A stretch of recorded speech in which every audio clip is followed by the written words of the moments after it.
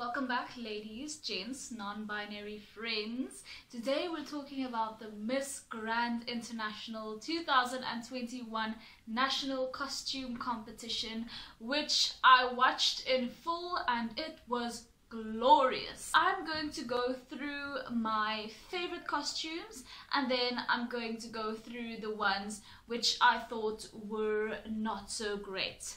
But before we get into that, please do remember to subscribe and follow me on Instagram. I post lots of pageant stuff on there and take you guys' opinions. It's so much fun, so head over there if you want to.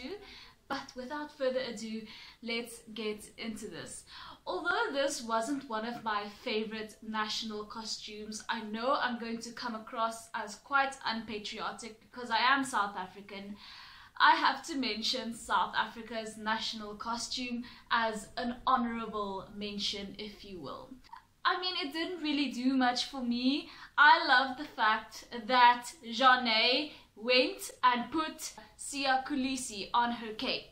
For South Africa's national costume performance as a whole, I'll give her performance a 7 out of 10. Wasn't a bad performance at all. The costume itself, I mean, it's not for me. I'll give it a 5 out of 10.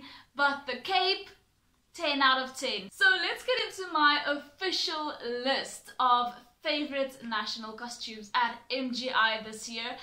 I loved Angola's costume. Now, granted, Angola did have the advantage of the first impression, but I just loved her entire vibe as a whole. In the background, the guy, the presenter, was reading the story or the idea behind the national costume, and I just loved that her national costume had a whole story to go along with it. It was wonderful and I definitely enjoyed her performance. Her performance was amazing. She was so theatrical, so lively, and I actually wish that the Miss Universe girls would adopt some of this and be more lively when walking in their national costumes. It really brought this costume to life and gave you the energy that this costume was trying to convey, and that is why I loved it so much. By the way, I will be linking the entire national costume competition down below, so go check it out for yourself if you want to. Another costume that I absolutely loved was the Dominican Republic. I don't know if it was because of that face on that mask, but this costume just made me smile and I thought that she sold it quite well. I enjoyed this costume so much. I think it was beautifully designed and looks very well made. Definitely well done, Dominican Republic. The next costume that I loved was Guatemala. I just loved the colors on this costume and I thought that her performance was pretty good as well. Yes, I don't have anything more to say for it. I think this costume speaks for itself. It is beautifully made. Okay, I know that some people are going to be torn on this, but another costume that I absolutely adored was Haiti. Oh my goodness, this costume was just a beautiful piece of Haitian culture and I loved the footwork while she was walking. She really sold this costume to me. I want those pants. This is definitely one of those times where the performance really enhanced the costume. If she was just walking normally and not really doing anything, like some of the other women were, they were just walking in the costume, not doing anything, not trying to sell it, it wouldn't have worked. She was selling it, and I think that's the beauty of national costume for me, and that's what I want more women to do. Sell your national costume, embody your national costume, really give life to your national costume and make it theatrical so that people can get the essence of what your costume is about, and I think that Haiti definitely achieved that in this gorgeous ensemble. The next costume which I loved was Hong Kong. I thought this costume was too freaking cute. I love food costumes. I think we've seen a few from Miss Universe, but I just love food costumes. I think they're so adorable, and she was selling it as well, if I'm not mistaken. She had real dim sum that she was eating. Well, she definitely was eating something.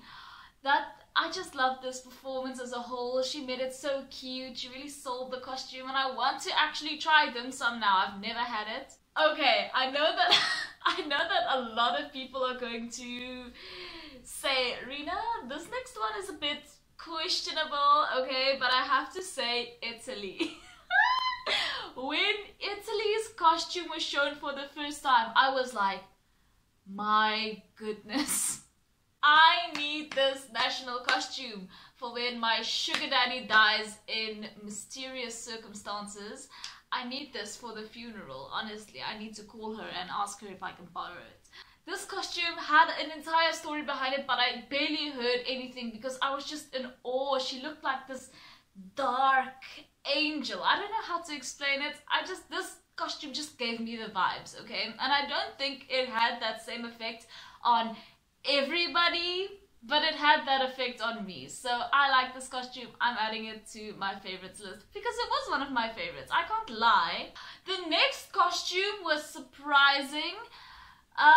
Korea. And you know why? She did quite a serious performance. Well, I don't know if you can really call it a performance, but she walked around looking quite serious. And I thought that suited the vibe of this costume quite well. I also thought that this costume is beautifully and intricately made. And definitely Korea's representative wore this costume so well and gave such a beautiful performance, really giving us the vibes of this costume. The next costume that really caught my eye was Mauritius. I thought this was such a gorgeous costume, and this woman is an absolute goddess. Just look at her. Not to mention, she also gave a good performance. A good national costume performance to me is the ability of the woman wearing the costume to also convey the idea of the costume, or to make us feel the essence of the costume through her movements, through her eyes, through her facial expressions. That should all match up with the costume. I feel like with some costumes, the women think that national costume performance is just walking and showcasing the costume. No, you have to give us the essence of the costume through your performance, and I definitely think that that is something that Mauritius did.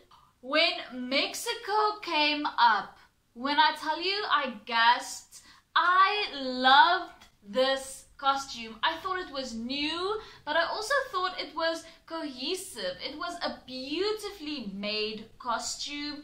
It fit so well, and I loved how colorful it was and how it moved when she was moving.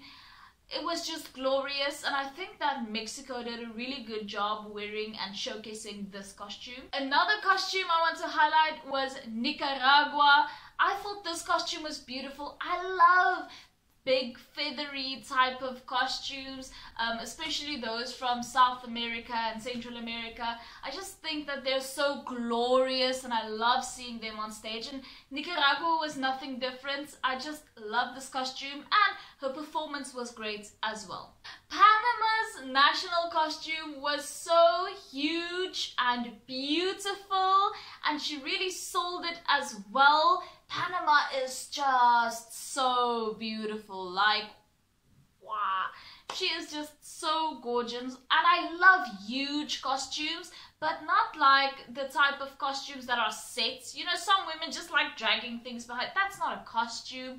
You have to wear it. You have to embody it. And I think that Panama did so great. I think this costume is glorious. The next costume that I loved was from Spain. I thought this costume was also very beautiful, and I think that Spain's performance to go with it was also extremely beautiful. I am so surprised, well, not really surprised, but I'm so delighted by the national costumes that I've seen from Miss Grand International, because they are really good quality. A lot of them were really good quality. At the end of the day, I really was sold by performance as well. I want the women to convey the essence of the costume to me and to see some of their personality through how they perform with this costume on.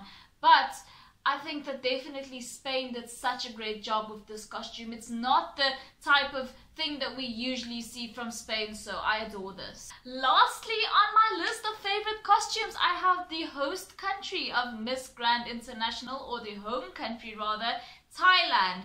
This woman, Miss Grand Thailand, is just the most beautiful. Oh my gosh, she is so gorgeous. Not to mention, this costume, like all of the national costumes we usually see from Thailand, is so intricately made and beautiful, and I do think that she sold this quite well. But just the intricacies of this costume is enough to make you get lost in it.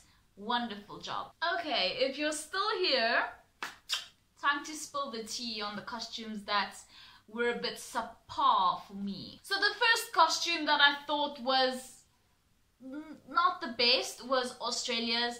I think it speaks for itself. This costume, it just seems a bit low effort and cheap. Secondly, Canada. Oh my goodness, how many times have we seen a maple leaf shaped type of silhouette from Canada with red in it? For goodness sake, no more red, please. Oh my gosh, this next one, France.